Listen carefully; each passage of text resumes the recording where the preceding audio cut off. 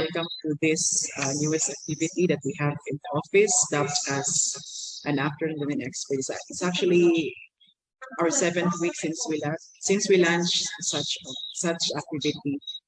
This activity again is done to give premium to effective knowledge management, that the skills and knowledge of our assets in the university should be made explicit, something that is documented and shared.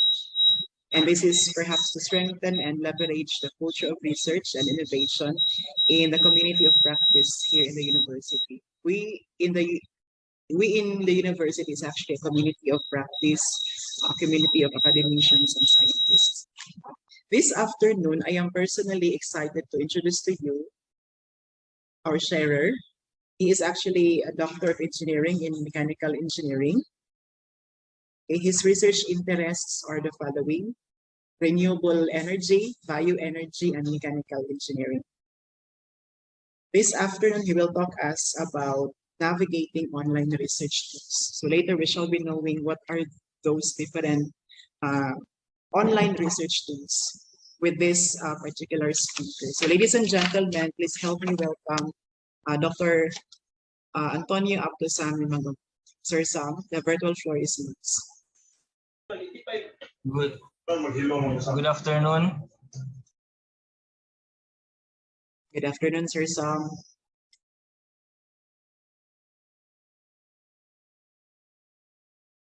Yeah, so good afternoon, everyone. So just a disclaimer. So I know we knew that there are so many experts in this field in terms of online research tools. So I'm just one of those experts being asked by Dr. Talili, but we knew that nagyod ang mga much more master in that endeavor. So good afternoon, everyone. So I'm Antonio Magomnang from the Center for Biomass Energy of USTP CDO campus. Would like to present navigating research tools. So as a rationale, the internet has changed the face of research. Now, it's just a click, we can search anything for and find information on nearly any topic we can think of. Academic research has, in some other ways, become more complicated. First, how do we know if that sources to trust, and how do we even begin to sift through those mass of information that's available?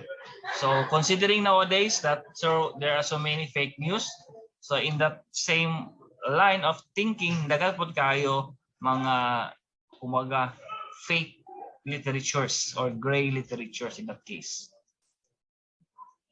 So the purpose of this discussion is to look for primary sources, or just need way to organize our tasks or any information that use a tool for you. So I like to say this in advance that I'm not an expert of all those online research tools. I'm just trying to represent it and share with you on regarding my experience. You might also like to learn about how to speed up your typing to finish your research faster. So I will list 20 online research tools available. So we have Todoist.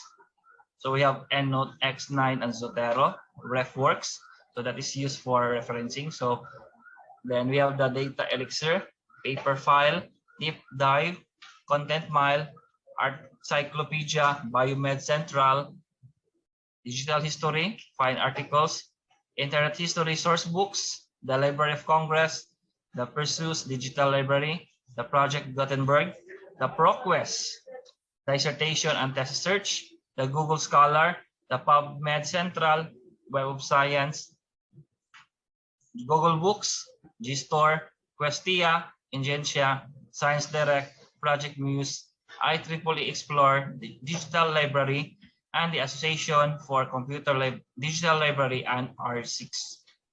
So out of these online tools available, I will just explain briefly 5 para sa tama information overload. So it's just a little brief of EndNote X9, ProQuest dissertation and thesis search, Google Scholar, Google Books, Web of Science, and Science Direct. So in EndNote X9, EndNote is designed for collaborative research. So if you have a working file, you can share, save, tag, and search for sources, organize and create bibliographies, authorize editing permissions for teammates, and track activity in our projects. So EndNote, by the way, is a product of Clarivate Analytics. So, however, it's just a disclaimer, majority of these online research tools is subscription based. So in short, we need to purchase those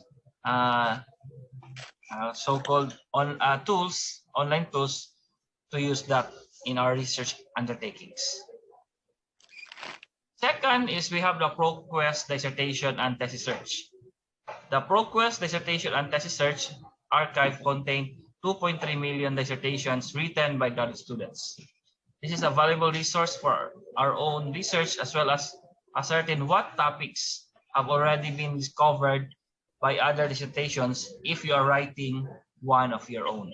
So in USTP, actually, you can visit our library at second floor or third floor in Learning Resource Center, LRC, to ask for the login credentials.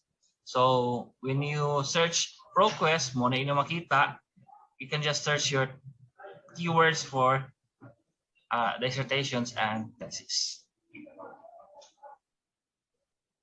Third one is Google Scholar. Google Scholar is return search results for publications in countless academic journals.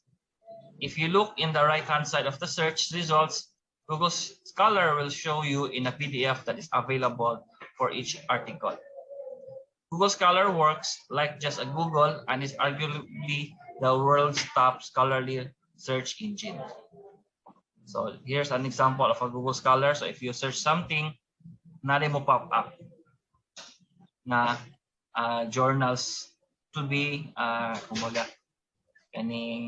available for download. So let's explore that later on, especially in the Google Scholar.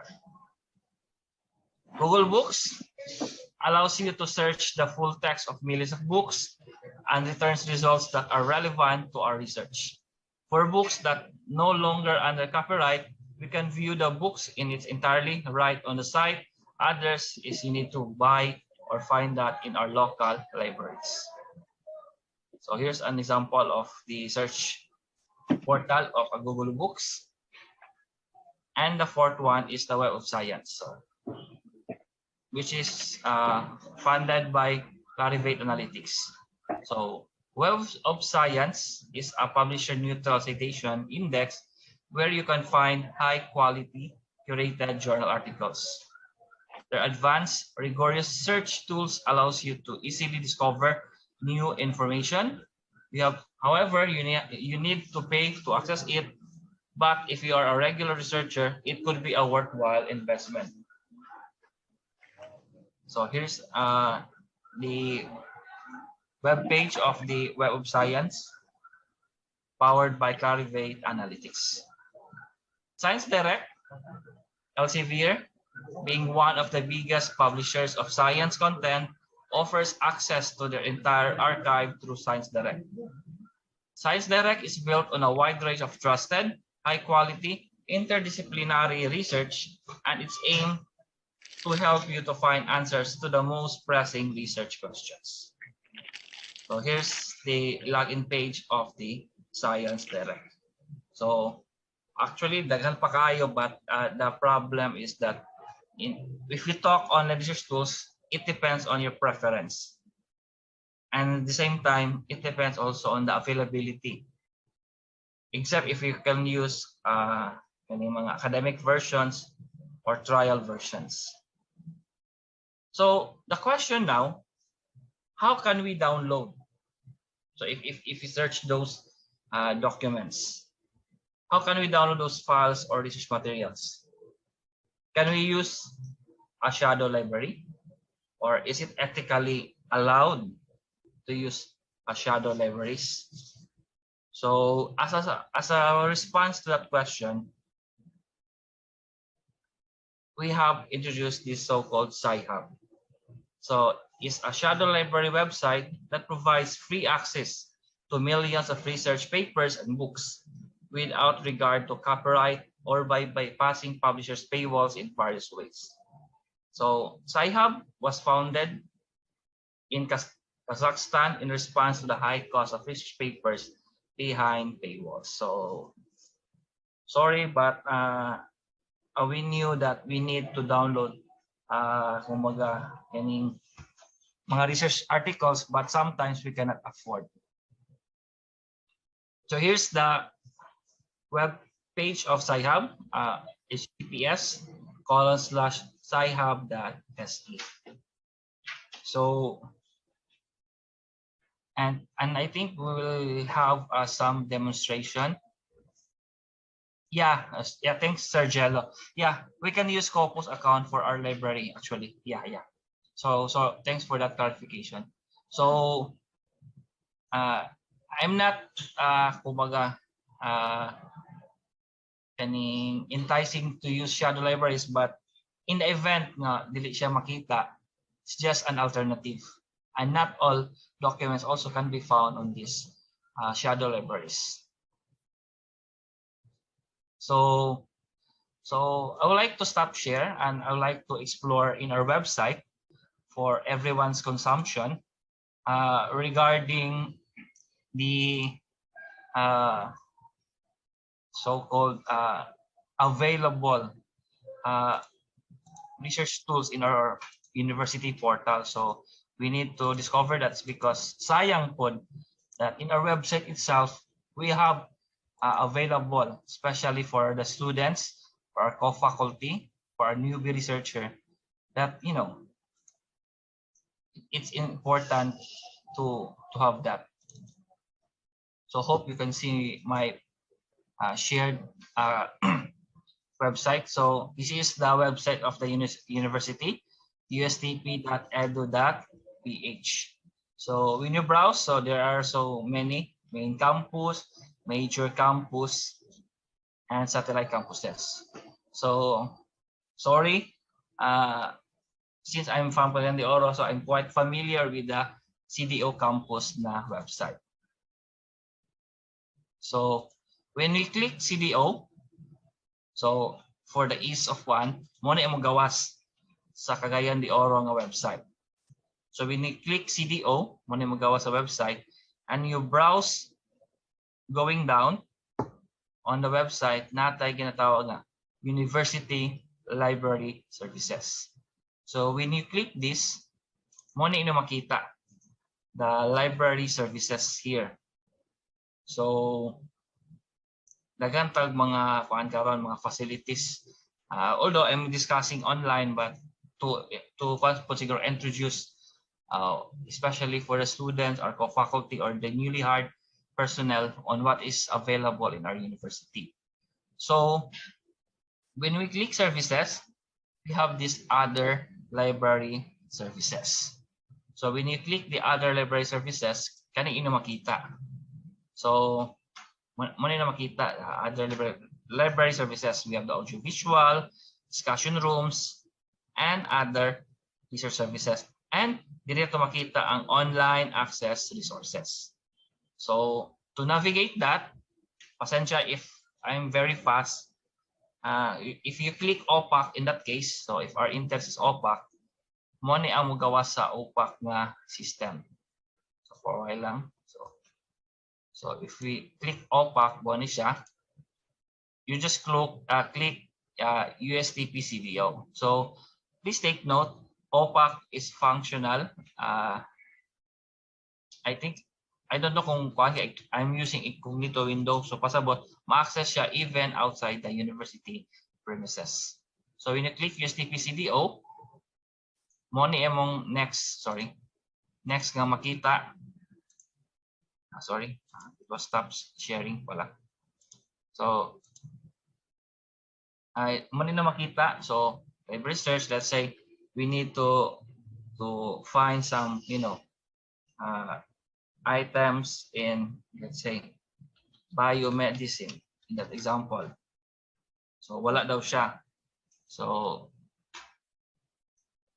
can refine or browse subjects depending on your interest. So let's have keyword, title, author, or subject or series. So let's say chemistry in that example. So let's say subject is chemistry. So ito i-search. So dagan tag mga librong available sa university. So makita dire sub-location, main live. So natay mga chemistry books na nasa main library. So although this is an online portal services, but we can get the textbook kumbaga in the university premises, and I think face-to-face naman is already allowed, diba? So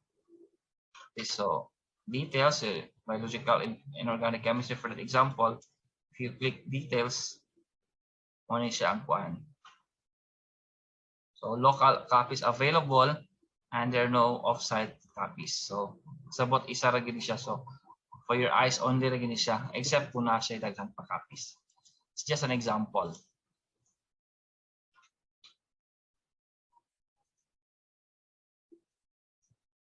So so I think naapoy comment po regarding sa SciHub, but I would like to present the ProQuest. So we have naman the ProQuest.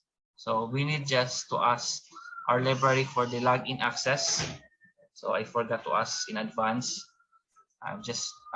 If we go back with our other library services, aside sa OPAC, we have ProQuest and the IG library. So we have also the IG library.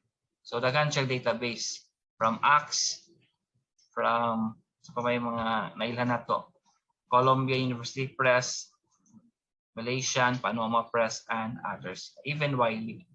So we just need to have the sign-in credentials in our library. So for I know others and seasoned researchers are very familiar. So if we search with the Google Scholar, so when we search Google Scholar now, so kanino makita when you search in the first time. So let's say sa my latest research column, let's say COVID-19. So FYI, all COVID-19 materials can be downloaded easily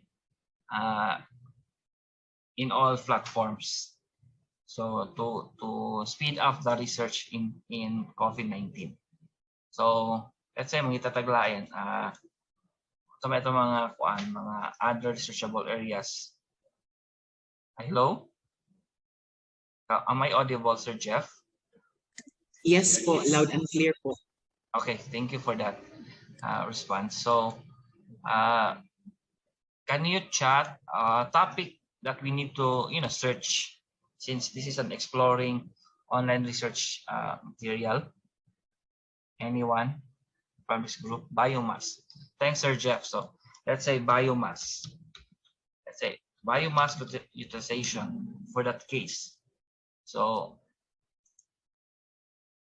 if we have this progress and challenges in enzyme development for biomass utilization, for that example, wala siya nigawas na PDF. So pasabot, dili siya readily available for download. In the Google Scholar, you can see how many is being cited in the paper. And when you have the citation app, you just click cite. So when you click cite, pili lang ka sa citation format, EPA, MLA, Harvard, you just copy, and paste it on your file. So the question is, how can we download? So for example, in the progress and challenges in enzyme development, if kanigid ang akong focus or intent to download, it's just an example to expound your understanding. So as you notice, nagi siya baligya, €24.95. So the question is, can we use Springer link? Yes, unfortunately, wala pa tay kaning easily wala tayo access code in our university as of now. I think Scopus lang. So if na, much better. So that's the, sorry for others, but that's the time that we will use the shadow library. So when we search scihub.se, we'll just click the web page link. Hopefully, ato ni siyang, then copy and just paste and click it open. So hopefully, ma-download. And now, it's being now downloaded. Nalang ko'y kuan, nalang ko'y more precaution. If you are downloading in one city or in one location, possible na badakpan na siya. So possible nga dili na to ma-access ang SciHub. So and it is now easily downloadable na, di ba? So ma-download na to diretso ang document or file. But I would like to say this, for example, in a group of class of 40 na nag-open sila sa SciHub, please expect na mag-down ang system because since this is a shadow library, na siya limitations. And not all resources are being, kumbaga, subscribed, na uban nga wala. So we need also to, you know, what is so-called, parang cautious enough that sometimes di siya makita. So we'll go back in Google Scholar. So for me as a researcher, when we have a topic, if naka-download ka, okay na ka. So if unsa nga topic imong gusto tan-ahon, for me personally, much better tong pinakadaghang citation. Pasabot ana, siya ang pinaka kuan ba kaning every journal or every materials here is pa naman factual naman, but siya gid ang pinaka masaligan mo na siya first. So man mag-una gid ko sa pinaka highest nga citation. So and second is kung gusto pug kag unsa poy research gap or unsay wala pa nasadihan, you will click the here since 2022. So unsa ang mga study nga related sa biomass utilization. So here, as you notice, wala pa kayo siya cited. But in 2022, unsa to most cited, mo to atong pilion. And try to read it. For example, 2022. So gusto ko lugar ani mo basa. So yeah, thanks Sir Jeff for that. Yeah, so highly cited is being recommended. So if we have this, I think we can view PDF. So it's good, you know, sometimes Science Direct offers that to read that journal free, especially kung bago pa siya nigawas. So this is what I meant. So not at all times nga dili siya mapa-download. Kung dili, kung recent pa siya na-publish, free pa nila na, gina-open access nila to, you know, to increase the information dissemination that certain phyto extraction and biomass utilization as essential trace element feed for livestock. So more for information dissemination. But after some time, this title or this journal will be kuan na siya kanang dili na siya pwede ma-download. So unsa may example ana? So for example, if we navigate again in our Google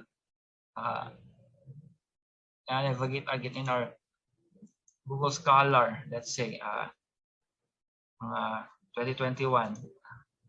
For example lang. So hopefully natin mga sorry, it was maputol akong share. So if you look in 2021, yeah, pwede pa gyapon siya ma-download. So it's good nga even wala to naka-register, we can download some journals in Science Direct. I think the open access is lang so good. So we don't need to resort in a shadow in libraries. So in Google Books, so I think unsa may mga most familiar ninyo nga mga reference. So can you have an example sa kuan? Kay ang ako lahi po akong sa books. So if when we say books, naman po yung mga books lugar. For example, I'm just trying to search my library first. If we are use the library Genesis, it was not available naman in the presentation slides, but that is one of the shadow libraries that is focuses on books. So if you're asking why, sir, why are you focusing on that? Because sometimes kasi is we cannot have a luxury of those books downloaded directly, but you know, diskarte lang pud na as a researcher siguro, we need also to be kumbaga resourceful enough that in spite of the limitations in our university, dili ta mo undang o research. So I'm not we have library Genesis, so if you look some textbooks, let's say a book regarding photosynthesis, so this is one of the shadow libraries. So naapo diya imo lang siya tanaw ni karon, and that are actually mga sikat po siya nga mga publisher, mga Springer po na siya kasagaran na Elsevier and other Cambridge Library Press. So let's say if we need to download this advances in photosynthesis and respiration, you can just click that and download. So just click the mirrors 1, 2, and 3 as an example. So get, so either Cloudflare or asa ba siya nga gateway. So when you click that, hopefully ma-download na to. But not all textbooks, so I think we are successful naman. So wala gid ko kuan in navigating online research tools. This is the kuan, kumbaga the DIY way. So as a researcher, I've grown into this, and we are, even though I'm visited foreign universities, they are very grateful enough nga they will just email their librarian, oh, I need this journal, I need this and that. But in the Philippine context, we need to find ways, as Dr. Wallach said, just be patient in searching, because ang pag-find sa online resources is somewhat a treasure trove.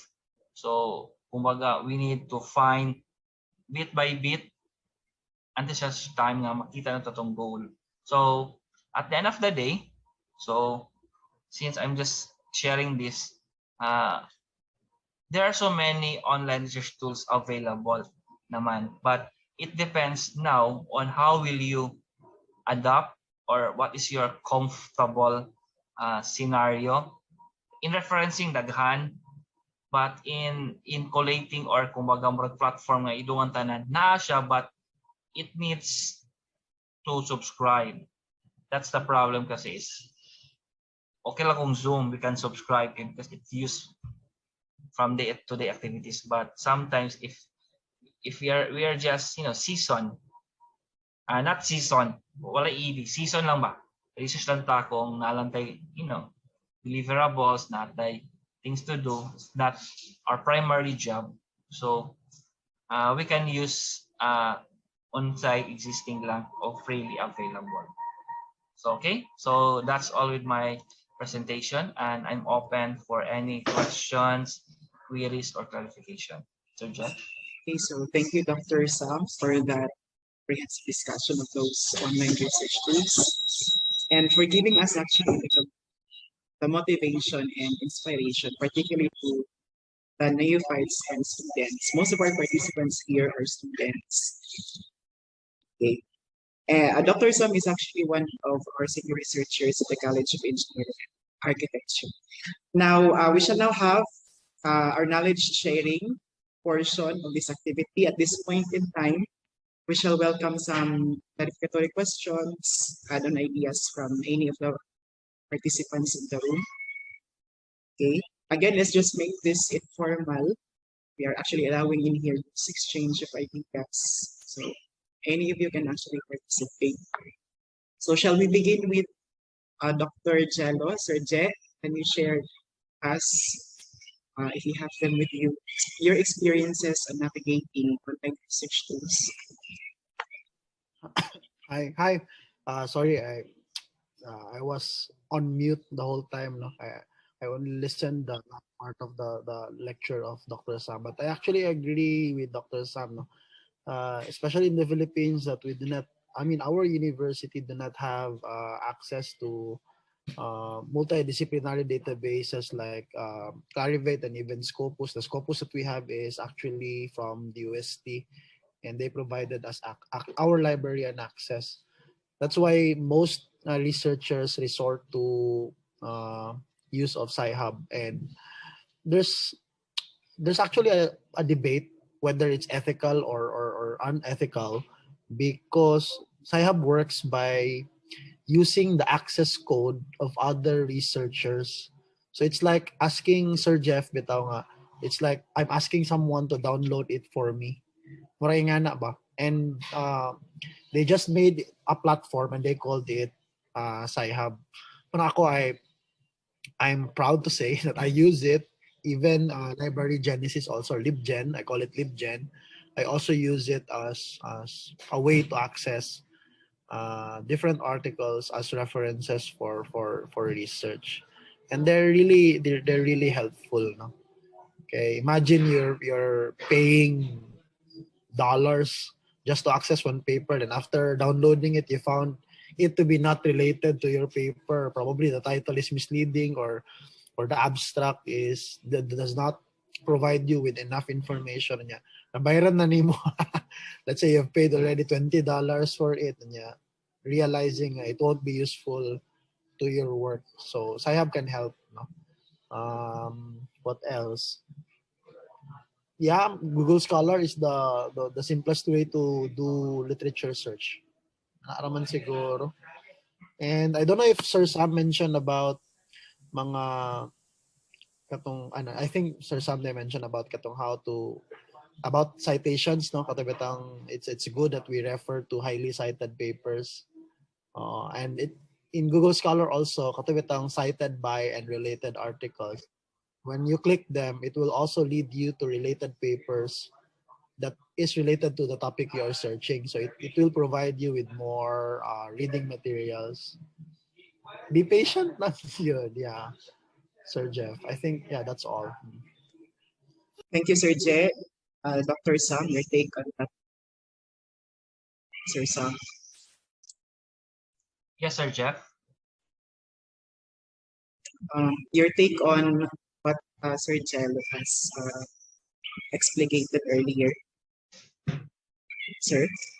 Yeah. So thanks, Sir Jello, for that sharing of thoughts. Actually, in the Philippine context, kasi it's very actually we are very resourceful in that case. That actually I can say this to all that we resort to use academic trials for a software to have our data be processed. But ironically, when we publish something, especially for the researcher, they will be asking if your university is being, subscribed, or kumbaga nagpalit ba ta ng software. Actually, there's an instance, I will not mention university na lang, in Iligan region, we publish a paper, then nainidool nga murag agent sa software company, and they asking, do you have a subscription for that? So it's a very difficult thing, that's the reason nga wala kay ko na-explore sa mga aning resort ta sa in a legal way. We will use what is the proper, although shadow library now is well accepted naman in our research communities, because we don't have funds. And when we say subscription or online resources, it's 6 digits actually. More than that actually. So I think Sir Jello can add some more. Yeah, Sir Jeff, mas wala pa ko nimo recognize. Okay. Yes, Yeah. Sir Jello, sir. Sakto gid si Sir Sam, no. Challenging gid na. Yeah, correct siya. When university ang subscription, it's a million. I think when we asked in 2016 in a training hosted by Scopus, I think the price pegs at the 2.3 million for 1 year subscription sa Scopus database. And we don't have that kind of money. That's why again we use Saheb. Siguro akong tip lang siguro for those having difficulty, especially sa stat, instead of using Minitab or SPSS, maybe they can use kanang gitawag na tug mga open source na programs, no, kay they are free and you don't need to have you don't have problems with license. Like for example, ako I use R when I do stat kasi it's free and I don't have problem with license and it can do a lot of things compared to Minitab and SPSS. So kana siguro akong tip, no, they can use mga open source softwares para di magproblema. Thank you, Sir Jello. So how about the others? Do you have any questions or other ideas to share with us this afternoon? How about Dr. Israel Bakuhin? Sir Is?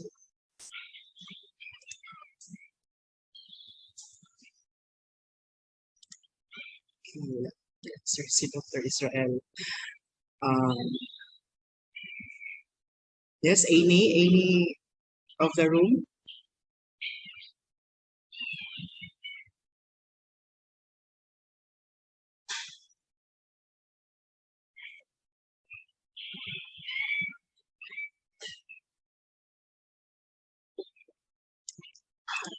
So I think wala na yung mag-ask questions and even mag-share sa ideas. We shall now present to you, Sir Sam, Certificate of Recognition. May I request Joanne to share with us the Certificate of Recognition to Dr. Sam, Ma'am Jo.